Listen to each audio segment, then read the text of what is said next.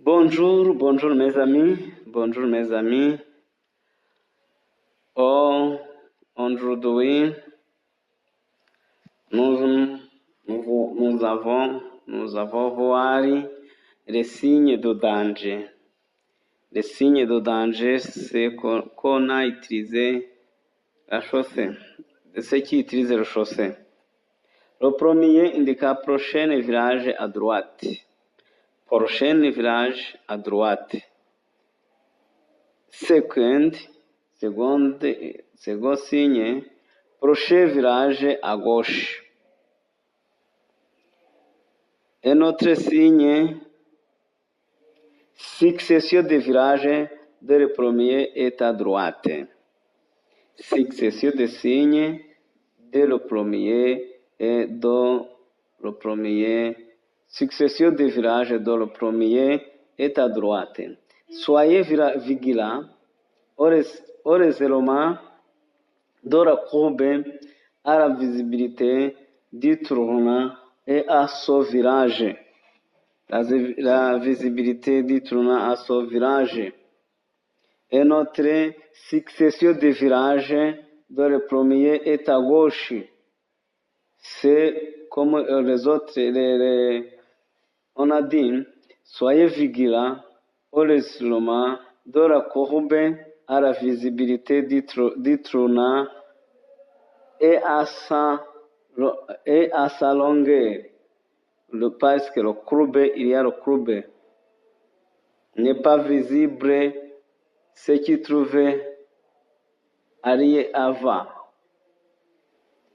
Et notre signe, c'est indiquant descente ou pente.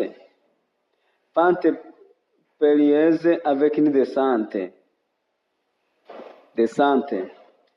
Notre montée à forte inclination. Montée à forte inclination. Tandis que le conducteur qui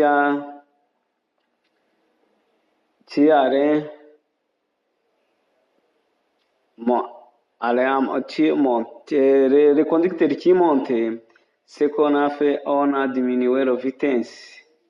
Diminuer la vitesse et accélérer bien.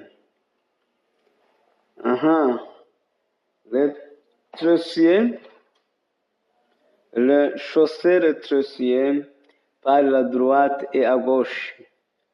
Chaussée rétrécié par la droite et à gauche. Chaussée rétrécié par la droite. C'est chaussée rétrécié par la gauche. Un autre, nager, berger, c'est panneau berger. Ou quoi, attention à ne pas rater celui-ci, car le risque de noyade existe. C'est-à-dire, tandis que c'est panneau berger, bord de rivière, bord de mer, bord de mer. Un autre, c'est dodane. Risque de dodane, cassis ou dodane. Et comme les autres, dodane ou ralentiseur.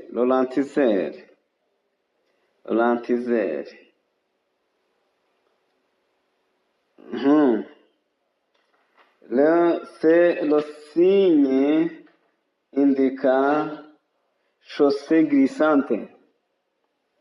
La chaussée glissante, votre véhicule risque de manquer d'arrêt. Ralentisez sans freiner brusquement et rouler à vitesse indiquée tout en maintenant une certaine distance de sécurité. Une certaine distance de sécurité, c'est signe de chaussée glissante. Chute de pied. Un autre signe, c'est indica chute de pied. Prochaine de chaussée, chute de pied. La colline, se trouve sur la colline en venant la chaussée. C'est indica chute de pied ou présence de brûlement sur la chaussée. Un autre signe ici indica le piéton. Passage de piéton. C'est un piéton qu'on utilisait pour traverser la route ou la chaussée, c'est-à-dire passage de piéton. Présence d'enfants. Présence d'enfants, ce sont des visages fragiles ou réactions imprévisibles. C'est l'endroit où se trouve le corps, c'est qu'on a le joueur qu'on a joué les enfants, et ainsi de suite. C'est la présence d'enfants. Un autre panneau indiquant le cycliste. Le cycliste qui venant à l'intersection venant la chaussée. Présence de le cycliste. Le cycliste peut venir de droit ou de gauche. Venant va à l'intersection entre la chaussée, entre à gauche ou à droite, trouvant à gauche ou à droite. C'est-à-dire que le signe indique présence de cycliste. Présence de cycliste, c'est signe.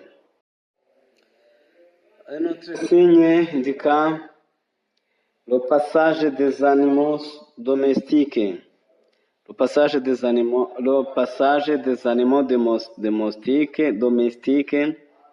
exemple, vache, mouton, ou les troupeaux qui traversaient la route. Passage des animaux domestiques, exemple, souris, cerf, renard. Un autre, c'est le travaux. Travaux, approcher d'une section de route où des travaux sont en cours. C'est un endroit qui a fait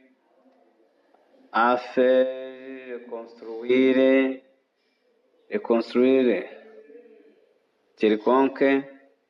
On utilise ce signe indiquant les autres, indiquant que c'est le travail. Notre signe, le fait tricolore. Le fait tricolore a compris trois faits. Le fait rouge, fait vert et le fait vert. Un autre signe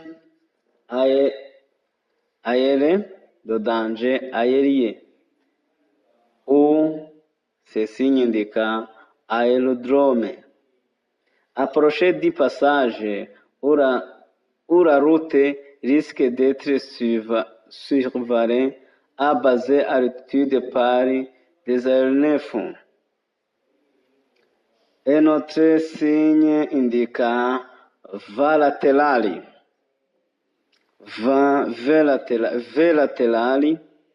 approcher d'une section de route où souffre fréquemment d'un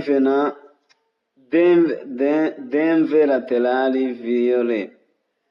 D'un latéral violet, c'est signe indiquant V latéral. Ce signe, c'est circulation dans deux sens. Circulation dans deux sens. Ce signe, un autre signe, c'est intersection avec une priorité. C'est intersection avec une priorité. C'est-à-dire que c'est la règle, sous règle générale, indique qui a priorité à droite de l'autre, ou priorité de droite, c'est-à-dire que ce signe intersection avec une priorité à droite.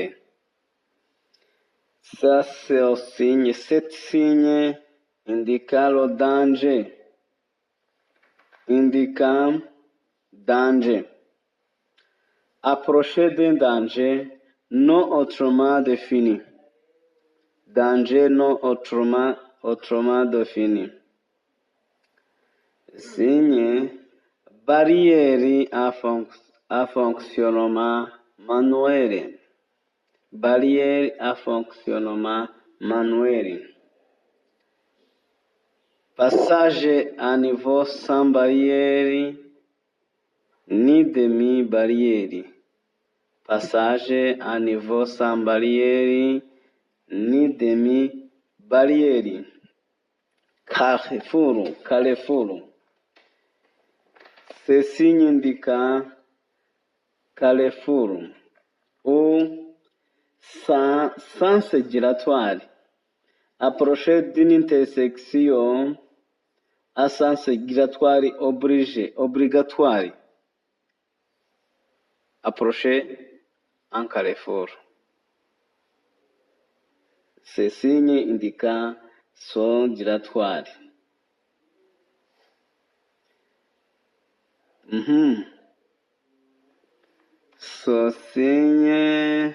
Cet signe, panneau de priorité ponctuelle ou intersection avec une priorité. Intersection avec une priorité. Avec une priorité ou intersection avec un céder au passage. La réponse est vraie, c'est intersection avec un céder au passage ou panneau indiquant la priorité ponctuelle. C'est-à-dire que le panneau de priorité ponctuelle vous donne uniquement la priorité à la prochaine intersection. Yes, c'est-à-dire les usages de la route venant des autres voies de circulation doivent rester la priorité.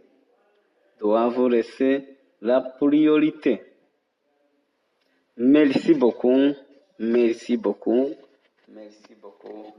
Tout ça.